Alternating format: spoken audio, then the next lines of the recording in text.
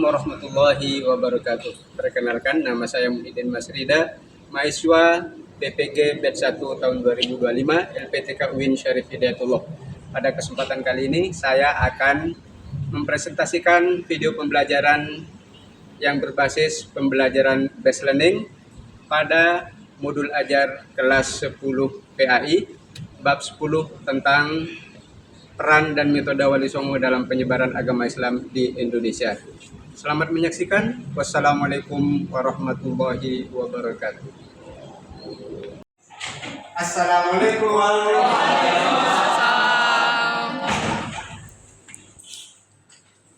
Assalamualaikum warahmatullahi wabarakatuh. Waalaikumsalam warahmatullahi wabarakatuh. Sebelum memulai pembelajaran kita pada hari ini, marilah kita berdoa kepada Allah Subhanahu wa taala, memohon dan berharap agar pembelajaran hari ini berjalan dengan baik dan lancar dan kita mendapatkan ilmu yang bermanfaat. A'udzu billahi minasyaitonir rajim. Bismillahirrahmanirrahim. Rabbi zidni ilman nafi'a warzuqni fahman wasi'an. Rabbi shrah li sadri wa yassir li amri wahlul 'uqdatam min lisani yafqahu qawli. Apa kabar semuanya? Baik. Baik. Sudah sarapan semua? Alhamdulillah, hamdan thayyiban katsiran mubarakan fihi. Wassalatu wassalamu ala Rasulillah wa ala alihi wa sahbihi wa mawala. Apakah pada hari ini ada yang tidak masuk kelas? Ada.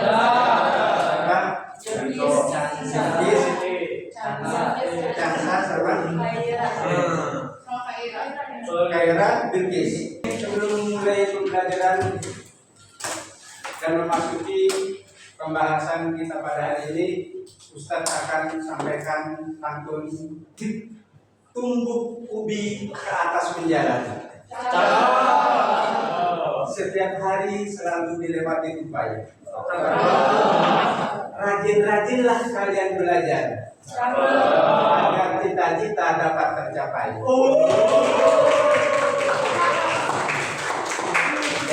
Pantun yang kedua, anak ayam jatuh 9,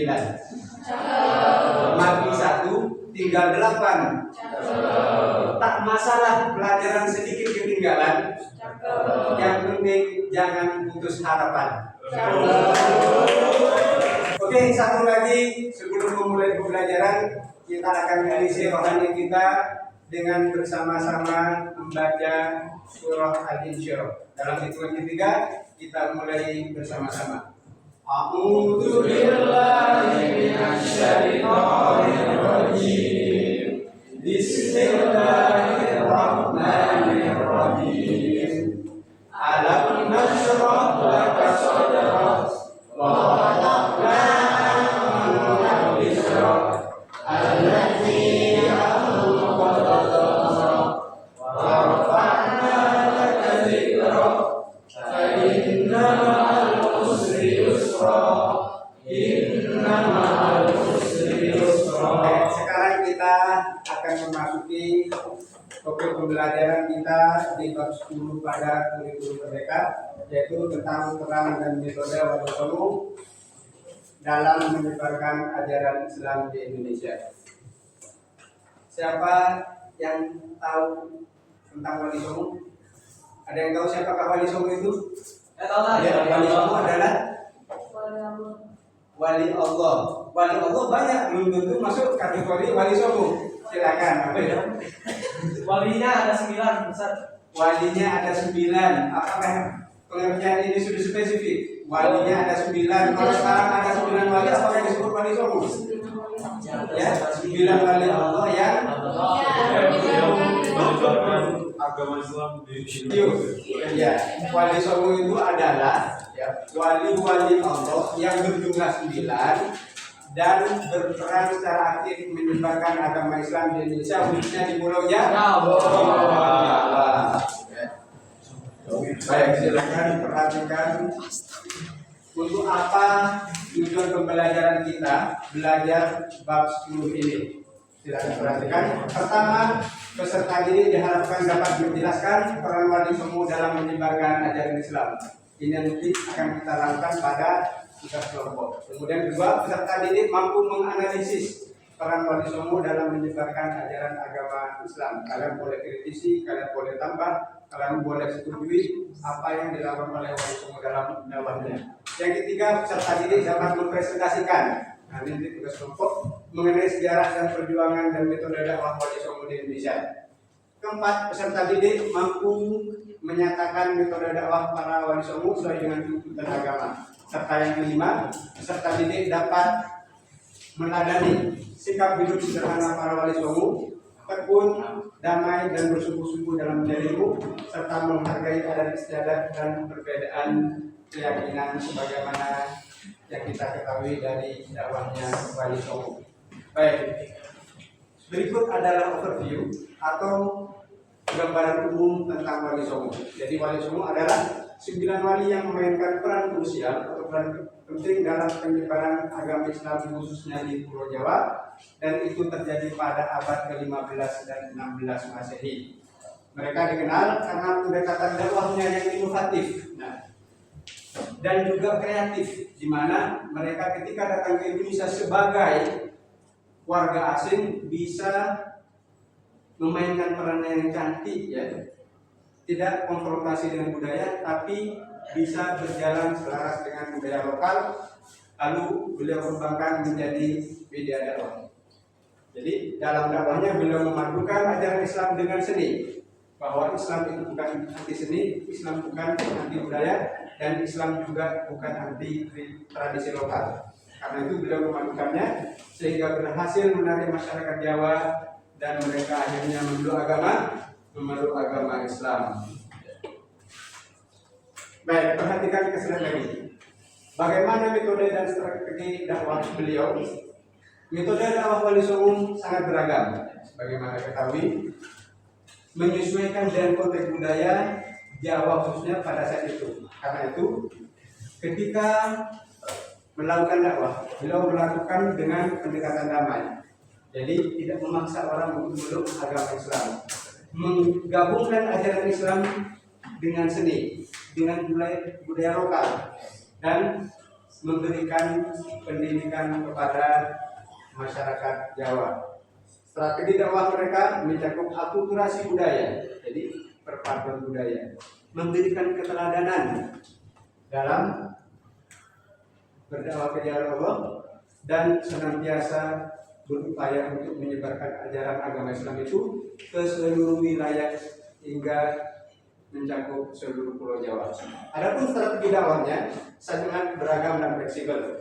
Sama seperti di atas, beliau sangat adaptif menyesuaikan dengan kondisi sosial budaya masyarakat setempat, dengan berdakwah melalui perdagangan, seni, dan pendidikan. Baik, alhamdulillah kita sudah belajar tentang materi dari peran dan metode dakwah wali songo sampai bagian wali yang kelima, dan sekarang kita akan melaksanakan tugas pembelajaran yang berbasis pada problem based learning atau PBL. Nah, dalam hal ini kalian buat 4 kelompok untuk menjawab permasalahan yang akan disampaikan pada lembar tugas kelompok. Kemudian nanti hasilnya dipresentasikan ke depan kelas. Sekarang Ustaz akan bagikan tugasnya dan silakan kalian jawab.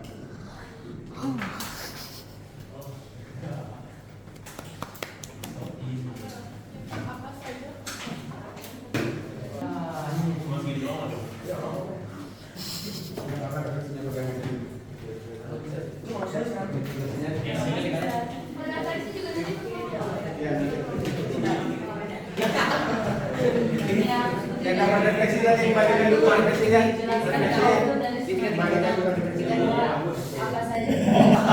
Baik, silakan didiskusikan dengan kelompoknya. Silakan diskusikan dengan kelompoknya untuk menjawab permasalahan tersebut. Kemudian nanti kalian presentasikan. Ustaz berikan waktu maksimal 5 menit. Bikin PPT boleh?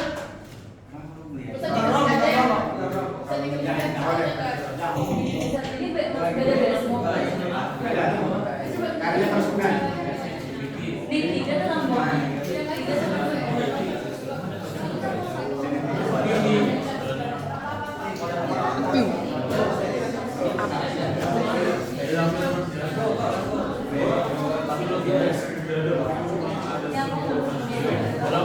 Boleh pakai PPT nulisnya, boleh pakai tangan, bebas. Yang penting nanti presentasinya setiap kelompok maju ke depan presentasi.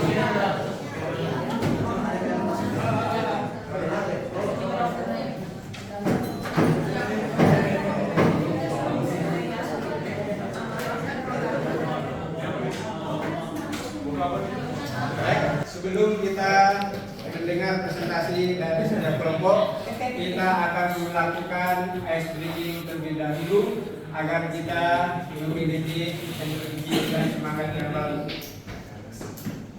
Ice breakingnya berupa permainan panjang dan pendek, tapi nanti dipraktekkan dengan yang kebalikannya. Misalnya saya bilang begini, ular pendek. Kebalikannya, ular itu aslinya panjang, tapi kebalikannya pendek. Cacing itu pendek, kebalikannya panjang. Berarti nanti disertai dengan gerakan tangan. Jadi kalau saya bilang ular, maka jawabannya pendek, cacing panjang. Oke, Beb? Baik, semuanya harus kompak dan fokus. Ya, nanti siapa yang salah berdiri, silakan perhatikan temannya. Ya, ular pendek, cacing panjang. Bagaimana gerakannya? Praktekkan. Panjang begini, pendek begini. Oke, ya. Panjang begini, pendek begini. Oke. Ular pendek, cacing panjang, cacing panjang, cacing ular pendek, cacing ular pendek, cacing panjang, ular pendek, ular pendek. Oke, alhamdulillah semuanya bagus.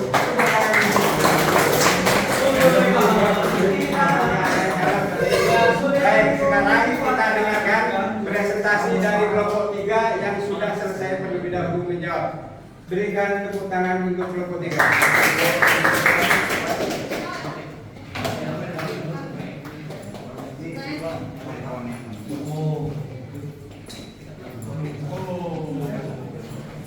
Silakan perhatikan. Assalamualaikum warahmatullahi wabarakatuh.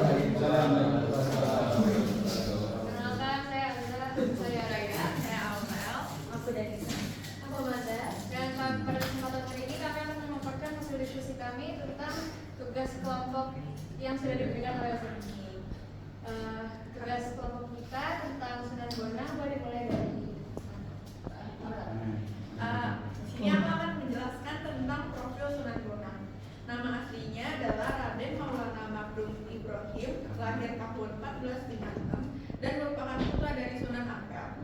Diperkirakan wafat tahun 1525 dan dimakamkan di daerah Tuban, Jawa Timur. Selain itu, ia juga mendirikan pesantren dan masjid untuk mendidik dan melatih kader-kader Islam. Beliau juga mendirikan masjid dan musola dan menulis karya sastra.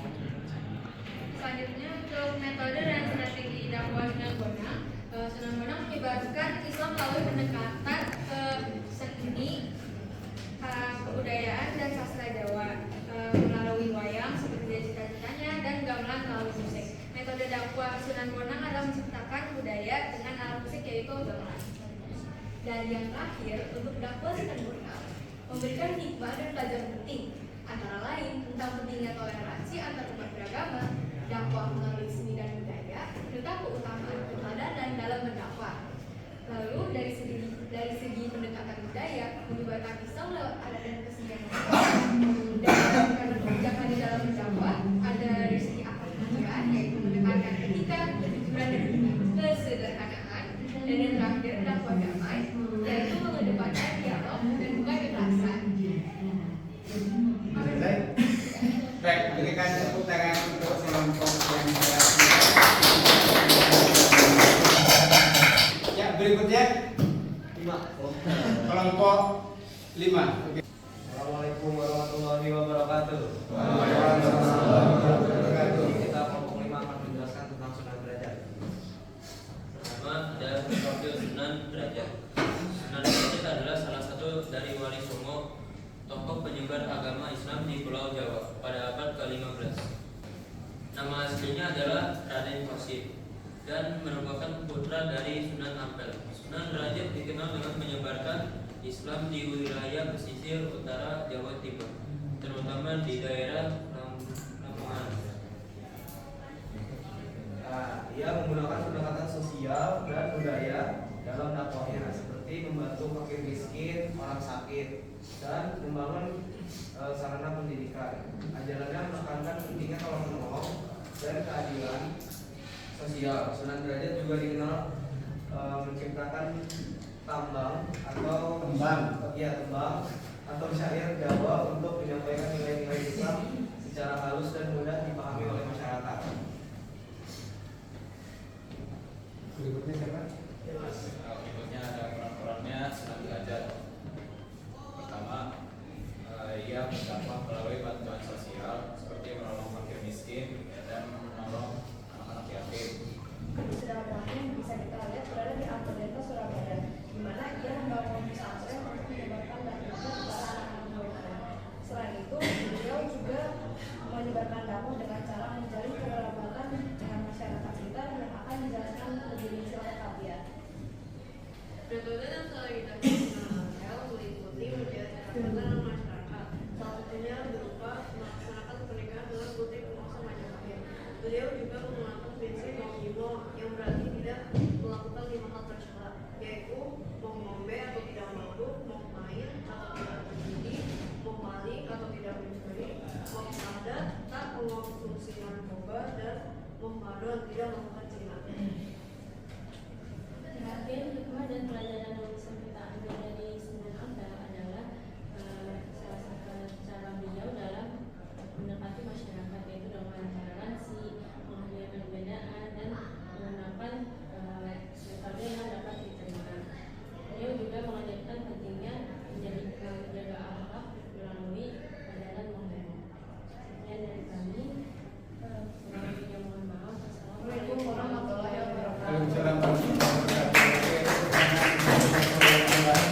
Terima kasih semuanya yang sudah memberikan presentasi atas hasil kerja kelompoknya. Saatnya kita melakukan evaluasi. Kira-kira kelompok mana yang paling bagus?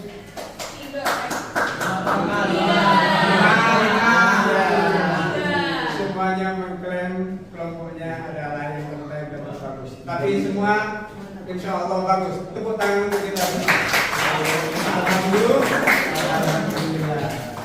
Baik, bentar lagi pembelajaran akan selesai. Karena itu, apa yang kita dapatkan sebagai kesimpulan dari pembelajaran hari ini? Ada yang bisa menjawab? Ya, bahwa dalam menyebarkan dakwah di Pulau Jawa, para wali songo itu bersatu padu. Mereka saling berkoordinasi, saling mengajarkan ilmu agama kepada wali-wali yang lain untuk disebarkan sehingga persatuan mereka menjadi kokoh. Mereka menerapkan banyak metode, banyak strategi yang dapat diterima oleh masyarakat lokal di Pulau Jawa, sehingga orang-orang saat itu merasa tertarik dengan dakwah beliau, kemudian memeluk agama Islam. Alhamdulillah. Semoga saat ini penduduk Muslim menjadi penduduk yang mayoritas di Indonesia. Selanjutnya adalah refleksi. Saya akan membagikan refleksi untuk kalian jawab ya. Ya, kelompok yang bebas ya.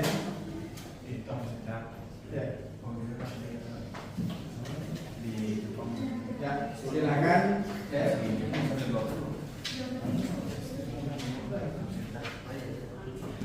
Ya, untuk refleksi ini silakan sampaikan oleh kelompoknya secara lisan saja. Ya, secara lisan.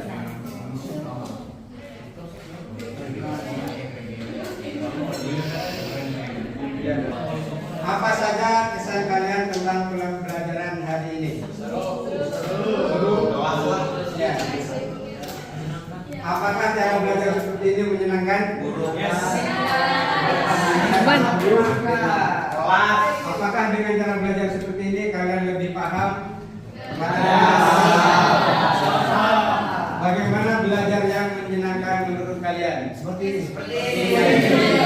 Artinya menggunakan metode yang variatif dan tidak monoton. Itu pembelajaran berikutnya kita akan melanjutkan pembahasan tentang wali songo ini pada wali yang ke-6, ke-7, ke-8 dan ke-9. Sebelum menutup pembelajaran kita pada siang hari ini, kita akan menyanyikan lagu kebangsaan.